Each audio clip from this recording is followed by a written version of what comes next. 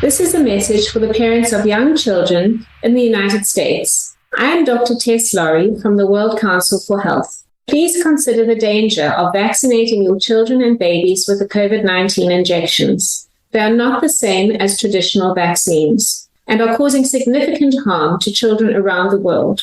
Your children have their whole lives ahead of them. They are not endangered by COVID at all. Please hear us when we say, for your children, it is much safer to wait. Thank you. You're with Chris Smith on today's News Talk Radio, TNT. Well, Google has the power to change minds and move elections to suit its liberal corporate worldview. It is using its virtual monopoly as a search engine to elevate liberal views, stifle conservatives, and manipulate the impressionable minds of children. Just do a Google search yourself on, say, a politically charged or controversial subject and see what results come up on page 1. But what's perhaps more important is the search results which don't appear on the first page and get moved to the following pages. How and why does this happen? It's beyond most of us to understand that. New York Post journalist Miranda Devine exposed all this in an article about a fortnight ago. Devine wrote, "You thought Twitter and Facebook censoring the post-Hunter Biden laptop stories was bad. How about 6 million votes shifted to Joe Biden by Google in the 2020 election by manipulating what we read and see online?" she asked rhetorically. Devine's article referred to the in-depth research on this matter by Dr. Robert Epstein. And we are very fortunate to have him on my TNT radio program today. Dr. Robert Epstein is an author, editor, and longtime psychology researcher and professor, a distinguished scientist who is passionate about educating the public about advances in mental health and the behavioural sciences. The former editor-in-chief of Psychology Today, Dr. Epstein, is currently senior research psychologist at the American Institute for Behavioural Research and Technology. He is also the founder and director emeritus of the Cambridge Centre for Behavioural Studies in Massachusetts. Dr. Robert Epstein, welcome to TNT Radio. It's my pleasure. I find what you have discovered here truly fascinating because it has been the labour of a lot of hard work. Google shifted 6 million votes to Biden in the 2020 election by manipulating what we read and see online. Firstly, how did you calculate this number and how certain are you of your conclusion? Well, I'm quite certain because my team and I have been studying mainly Google, but some other companies as well, now for more than 11 years. And we've done lots of scientific work, running controlled experiments, dozens of them that have been published in top scientific journals. That's how we measure the power that Google has to shift votes and opinions using a bias in their search results and other ways as well, in their answer boxes, their search suggestions. But starting in 2016, we also devised a way to look over the shoulders of real voters all around the US and see what content Google and other companies were sending to real voters. In other words, it's one thing to show they have this power, but are they actually using it is the question. Yeah. In the 2020 election, we had 1,742, we call them field agents, mainly in U.S. swing states, which is where all the action happens, because that's where you're trying to push those states one way or the other, and that determines who wins the election.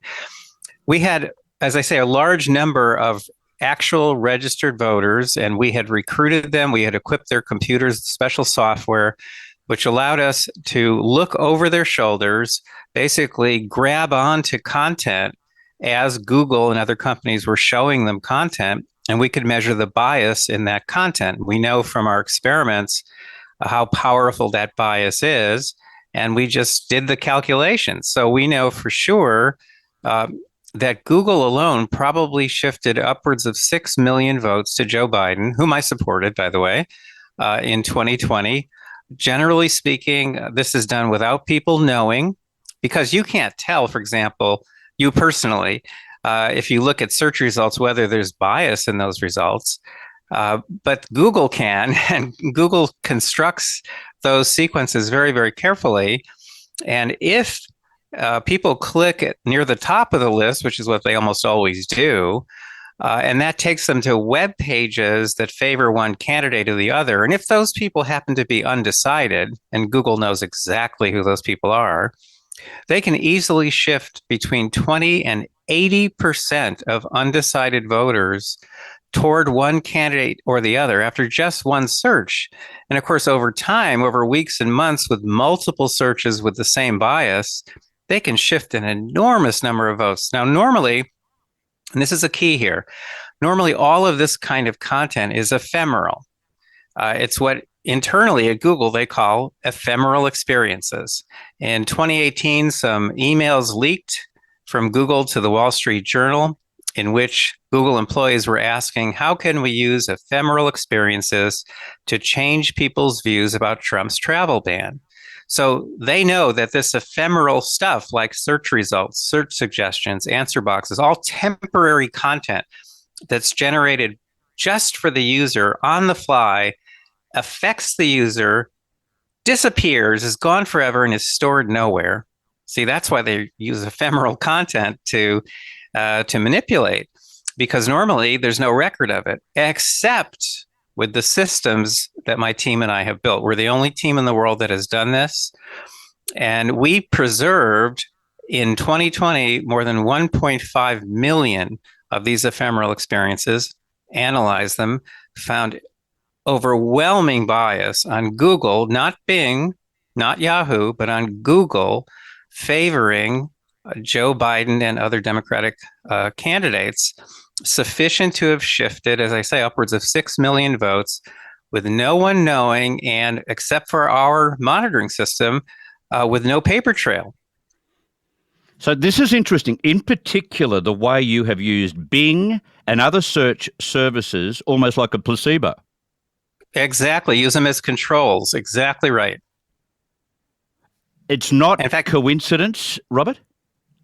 Oh, not at all, because we've been doing this over and over again. We've done it with 6 elections now. And in 2022, we had a much bigger system, 2,742 field agents. We preserved more than 2.5 million ephemeral experiences and have just recently finished the analysis. And again, overwhelming bias toward liberals, sufficient in the US in those elections. Now, that's hundreds of elections nationwide, to have shifted a total of 80 million votes, which I know sounds impossible, but it's not, because it's a lot of different elections for lots of things, everything from dog catcher to governor. The point is, now we're building a much bigger system. We're building the world's first permanent monitoring system, which we're calling a digital shield. And we now have almost 9,000 field agents in all 50 US states. And we have so far preserved more than 10 million of these ephemeral experiences. So we are making these companies, for the first time ever, accountable to the public. We're putting the fear of God into them. And by the way, we know that this actually works, that when you do this, when you monitor, when you analyze, and you expose, these companies back off. And I can actually give you a real example. So you have also done research on YouTube's up next suggestions. How do these algorithms steer people to shift public opinion to? Well, it's the same kind of thing. In fact, YouTube is the second largest search engine in the world. I mean, people go to YouTube and they type something in, and then YouTube generates a list, just like Google search engine does. And so they're doing two things over and over again. They're filtering, they're deciding which videos you can see and which you can't, and they're ordering. They're putting them into an order. And that's what we do in our experiments. That's how we measure the power that these manipulations have.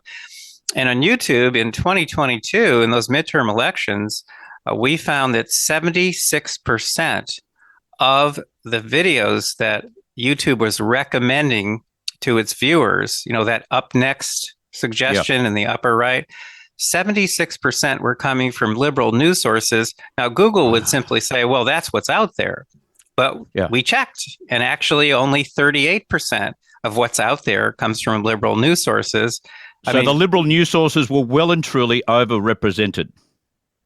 By double their actual number. And the story is much worse if you look at young people, because now for the first time we're starting to look at indoctrination and the way these manipulations can be used for that purpose. And what we found is that 96% of those up next recommendations that are coming from their algorithm going to people under 18 come from liberal sources, 96%. Astonishing.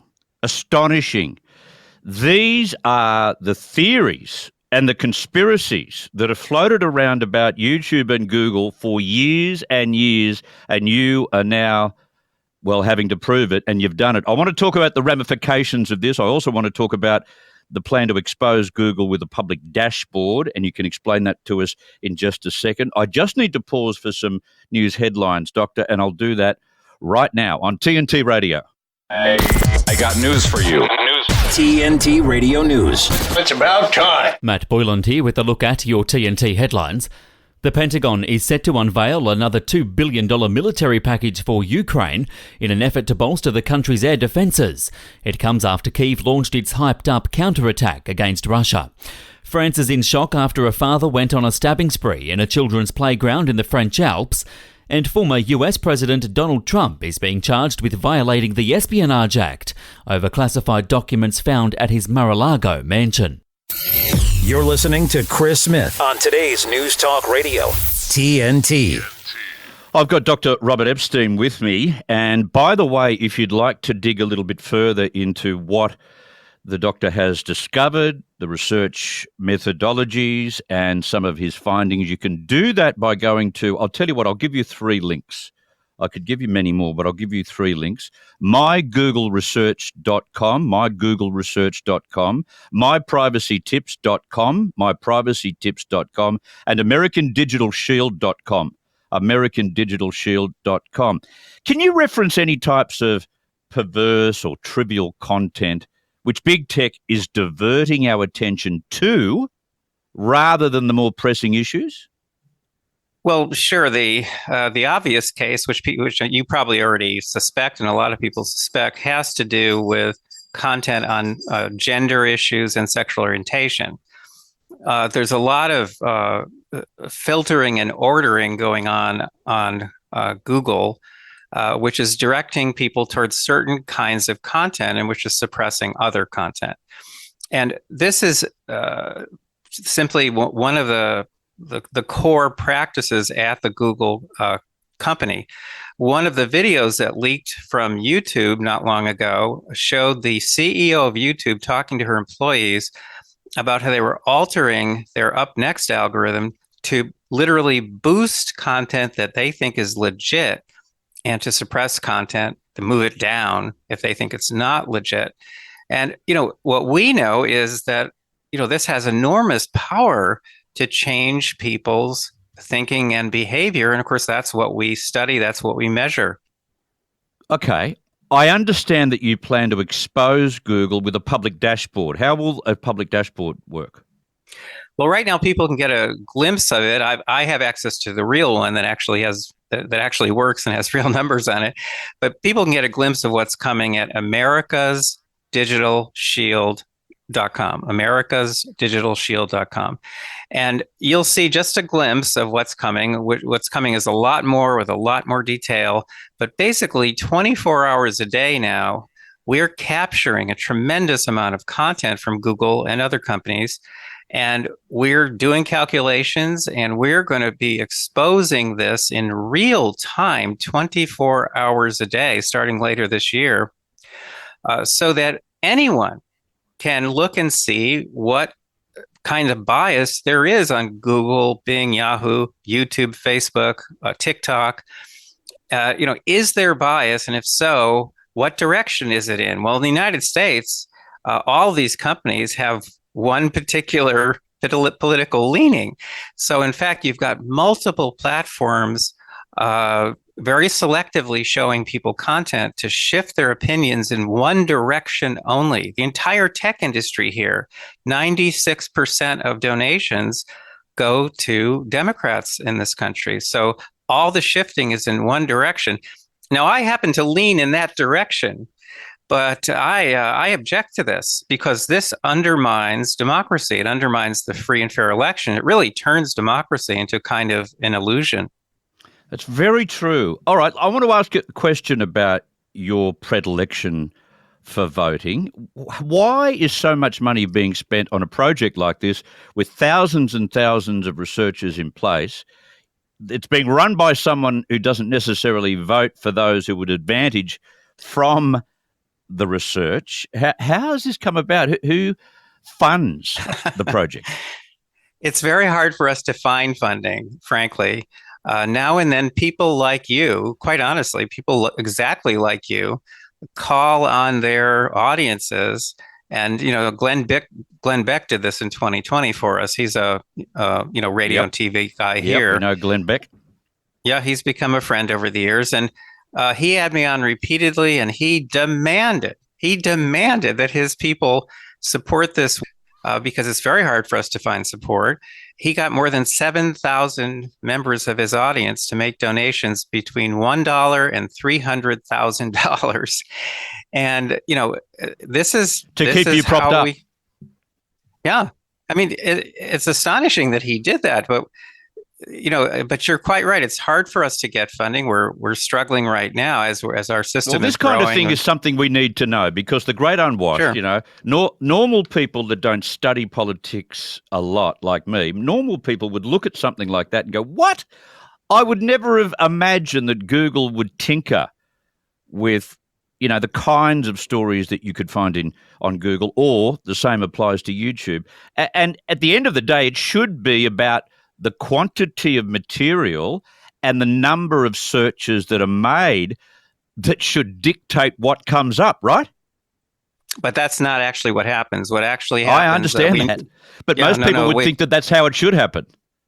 Well, it doesn't. It really doesn't. In fact, documents have leaked from the company showing that they believe in what they call algorithmic fairness. In other words, they believe in altering all the content that people see to match their values and to match what they consider to be fair. And this is outrageous. This is social engineering on a massive scale. They're impacting more than 4 billion people around the world every day. Okay. Hillary Clinton's largest donor was Google, Alphabet. What impact would that have had on the election? Well, we knew positively because we started monitoring in 2016 that all of Google's content was extremely biased in her behalf. I mean, the head of Google had offered to run her whole digital campaign. Her chief technology officer was a former Google executive. They were working hand in hand. And we knew that Google at that point could shift between 2.6 and 10.4 million votes to her. And she actually won the popular vote by just under 3 million votes. Now, later, the people at Google, in fact, this was another leak from the company, were kicking themselves because they hadn't been paying enough attention to a couple of swing states. And so even though Trump lost the popular vote by almost 3 million, as we predicted, he won 4 swing states by a total margin of 77,000 votes. And that gave him a win in what we call our electoral college. He won by a fluke. And they swore at Google. They did this in a video, internal video that leaked. They swore that they would never allow that to happen again. Who are you most vulnerable to big tech's tampering with controversial and political issues? Who are the most exposed to this, do you think? Different demographic groups have different vulnerability. In the United States, the most vulnerable group we've ever found is moderate Republicans. In experiments, we've been able to produce shifts of 80% among moderate Republicans after just one search on Google. They're very, very trusting of those search results. It's very easy to shift their thinking and behavior and opinions and purchases and their votes. And Google knows it. They know who exactly is out there and who is vulnerable and who isn't, who's going to vote, who isn't. They're really very much in charge of elections around the world. And we have been approached by people from Canada, Sweden, Australia, a couple of countries in South America, asking us to help them set up monitoring systems in those countries. And we plan to, but first we've got to complete our system, which is going to take us until the end of this year. So for those who are listening and want to follow in the footsteps of Glenn Beck's listeners and viewers, how do they contribute or donate to your cause? Simplest way is to go to mygoogleresearch.com. It's very simple, mygoogleresearch.com. There's lots of links on there where people can donate. There's addresses if they want to mail a check. And we are very much dependent, I just can't overemphasize that, on the support of your audience, of audiences around the world, because it's very hard for us to get support. Google floods universities around the world with research support. Guess what? They're not supporting our research. I bet they're not. Demoogle. We should rename Google Demoogle. I want to ask you this. What kind of response have you had from Google since this broke 2 weeks ago? Well, off and on, we've had disturbing responses from Google, to be honest with you. And, I was told by a reporter actually who called up Google to get their comments. The woman he spoke to, he said screamed at him. And she was a public relations person. He said he's never seen that before. And he said to me two things. He said, you have their attention, number one. Number two, if I were you, I would take precautions. Meaning your life or your business could be under threat. Correct. How do we protect ourselves from this misdirection online? Do we go to Bing? Do we go to other search engines where you can safely say it's not being cherry-picked? Well, I would start by going to my article, which is at myprivacytips.com, which begins with the sentence, I have not received a targeted ad on my phone or computer since 2014. So there are ways to use, all the new technologies responsibly to protect your privacy, the privacy of your family. And people need to learn those. They're not, where are they taught them? They're not taught them in school. They're not taught them online. No. So, you have to pick yourselves up, and do what you need to do to protect yourself. You have to become aware of what's going on, of course, which is very well hidden, except for, our work. You have to become more aware of what's going on, and then you have to take steps to protect yourself.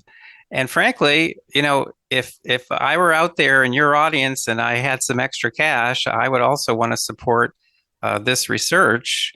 Again, mygoogleresearch.com is where you would go, because we are, and it's a shame, it's awful. We are still the only research team in the world that is measuring these new forms of manipulation, number one, and that is setting up a large-scale, permanent system for monitoring the content these companies are sending to people. And without this system, we'll never, ever know what they're doing. No. We'll be turning over our kids, and we'll be turning over our elections, our democracy, to a couple of tech lords. See, that's the thing. That's why I asked you what demographics were being impacted the most, because I would have thought younger, more tech-savvy people would use this kind of technology more often. They would be the ones that get only one side of the issue, one side of the controversy, and therefore it's brainwashing a young generation. The young are most vulnerable. That's why finally we've started recruiting young people, through their parents, to be field agents for us, so we can look at content that's actually going to young people. And when the first things we're seeing are so disturbing, there's no question they're the most vulnerable, and Google and to a lesser extent other companies are most aggressive with the people who are most vulnerable, and of course that's the young.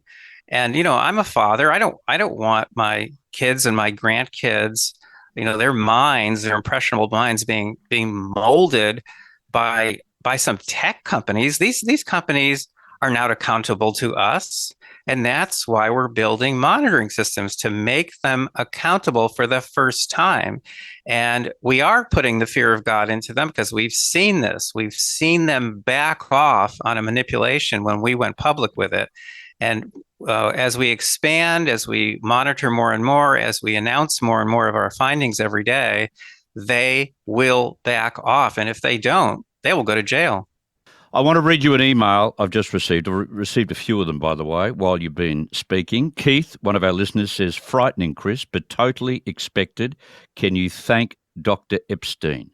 So that must be very typical of the response you have, the fact that you have told people, informed people of things that they had no idea, maybe suspected, but no idea whether it was true or not. Of course, every single day. I mean, just think of one thing alone. Just think of Gmail, which is the most popular email system in the world. People think it's like the post office. It's nothing like the post office. The post office has to deliver mail. Gmail doesn't have to deliver mail. Whenever I send anything to anyone who has a Gmail account, Google diverts it into their spam folder, or they literally delete it. And that's perfectly legal because they're not the post office. They change content of emails. They do anything they want with emails. So they do what they do to the search engine to our emails as well. Of course, every single piece of content that they manage, Google Docs, Google, you name it, whatever, they have total control. In fact, let me just tell you one thing here, because it's an article I published recently and people don't understand this. They have control over what stories go viral and what stories do not. Them and Twitter and Facebook, they have control, and Instagram. If something is going viral, some crazy story about who knows, Democrats rigging voting machines, let's say, just some crazy story that goes viral, then gets picked up by television and radio. You know how it works. The fact is, if a story is going viral, it's only because they want it to. Now, why would they spread crazy stories, crazy conspiracy theories left and right? Because they don't want you looking at them. This is called misdirection. This is what magicians do. And this is what Google and the gang, this is how they operate. Technological sleight of hand. And I know this, by the way, not just because of my research. I know this now because of whistleblowers from Google I've talked to face, from leaked documents, leaked videos, leaked PowerPoint presentations. I'm not imagining any of this. This is the way things are. And believe me, they don't like me. And who's the power broker above this workforce around the world that instructs them to take that route? Well, they do work closely with the American government, especially with American intelligence agencies. Google has worked closely with American intelligence agencies since before they even were formed as a company. Literally, some of the original funding for developing the Google search engine came from our intelligence agencies. So, a lot of what's happening here is done in coordination with governments, especially the American government. So Amazing. This is very, very big, scary stuff. I have a wonderful staff of almost 50 people, and we work our tails off pretty much 7 days a week. And we love what we do, but we're also quite frightened. So, because again, we're the only, if I get hit by a bus or a Google Street View vehicle as it's, filming our kids in our houses, this whole thing could just stop. And that would be a tragedy for the world, because we must have these monitoring systems. If we don't have them, we're turning over our kids and our democracies to a handful of these tech lords. And that's wrong. Well done to you. And as for your life, your family's life, thank goodness you're living in Tasmania in Australia, Robert. Isn't it fantastic to be that far away from everyone? Thank you very much for your time. Fabulous to have you on the program. No doubt we'll speak again. Keep up the great work. Thank you, Chris. Good on you. Dr. Robert Epstein, one of the most incredible interviews I think I've ever heard. One of the most incredible research projects I think I've ever witnessed. A fellow who might vote for the left but has gone in and taken the left down big time because of the way it has infiltrated what you search, what you send, and what you receive. Amazing. Outrageous. I could just rattle off a whole heap of words here to describe what I've just heard, but maybe you'd like to comment. Alex has sent me an email. What a brilliant show today about the shenanigans Google is getting up to and the work being done to counter Google bias. Well done, Chris, and well done to your guest. Well done to Robert Epstein. Must take a break. A little bit behind now. I want to tell you, though, that at TNT Radio, we never, ever go home. We're always behind the microphone. We are committed to bringing you our take on the biggest topics of our time. We broadcast live 24/7 online globally, no matter what. We've got you covered on TNT Radio.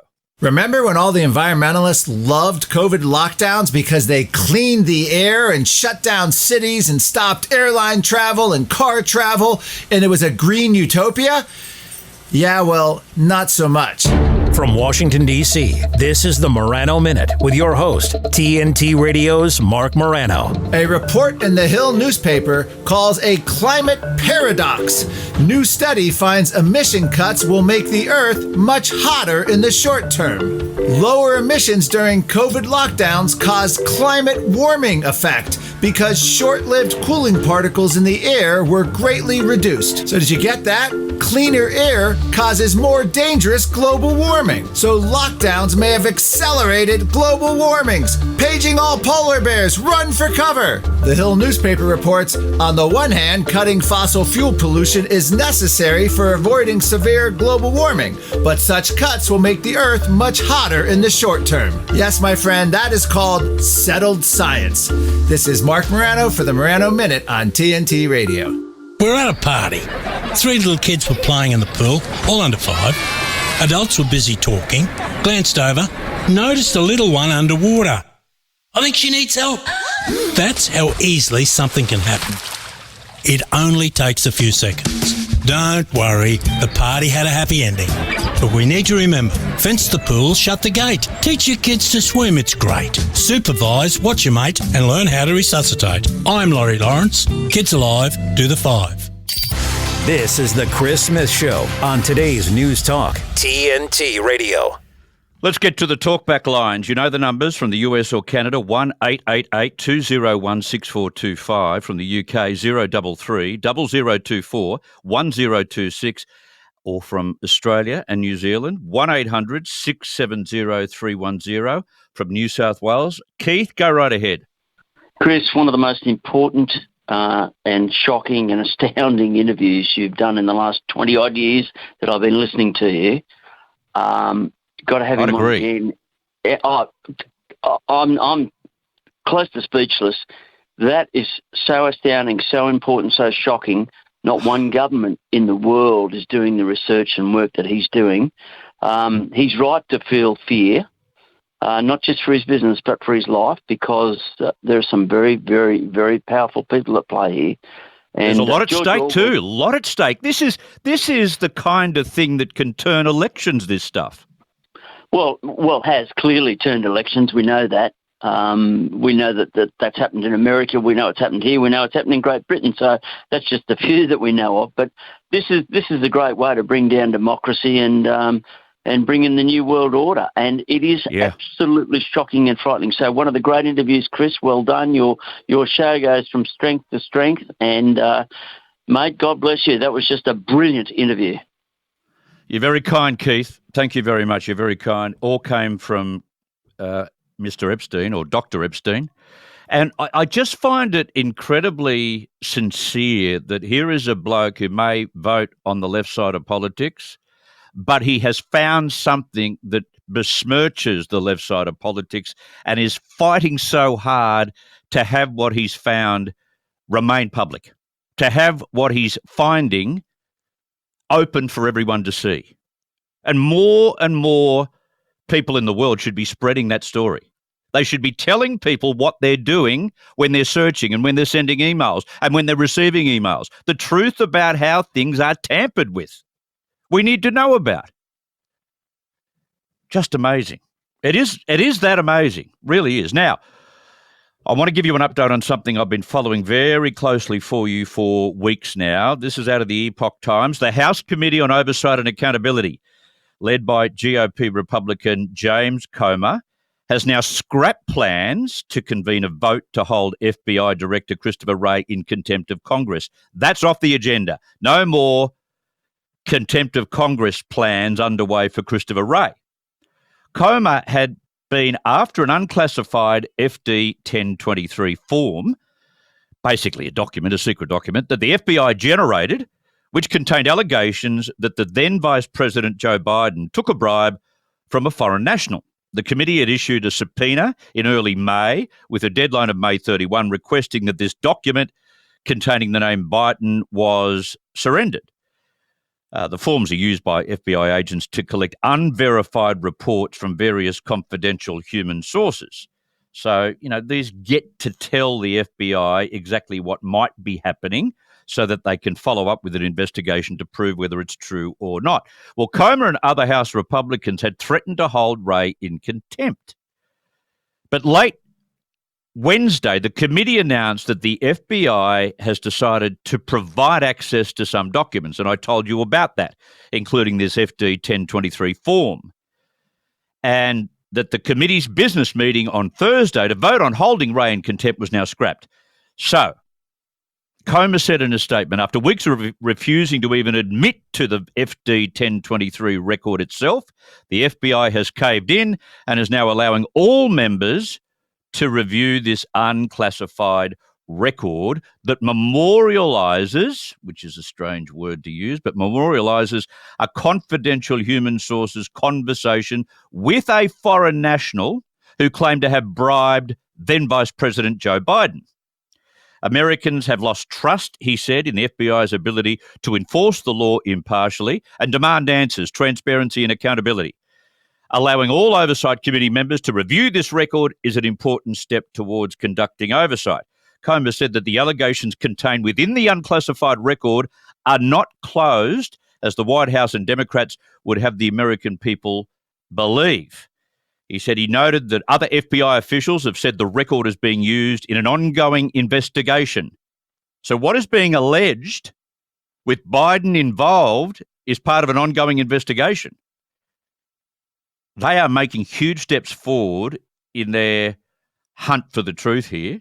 Comer also said, we also know the confidential human source who provided this information is highly credible and trusted, has worked with the FBI for over a decade, and has been paid 6 figures.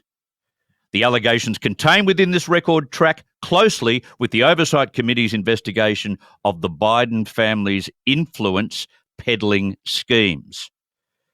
So there you have it. They've had access to the document. They've got what they want. They've compromised. They haven't dragged Wray before Congress on charges of contempt. They are getting a long way very, very fast. And I would have thought, no matter what political persuasion you might be, to find out whether the most powerful man in the world, arguably, has been involved in bribes and payoffs as he led himself to the White House is hugely necessary. We must determine the truth. That's the way I see it anyway.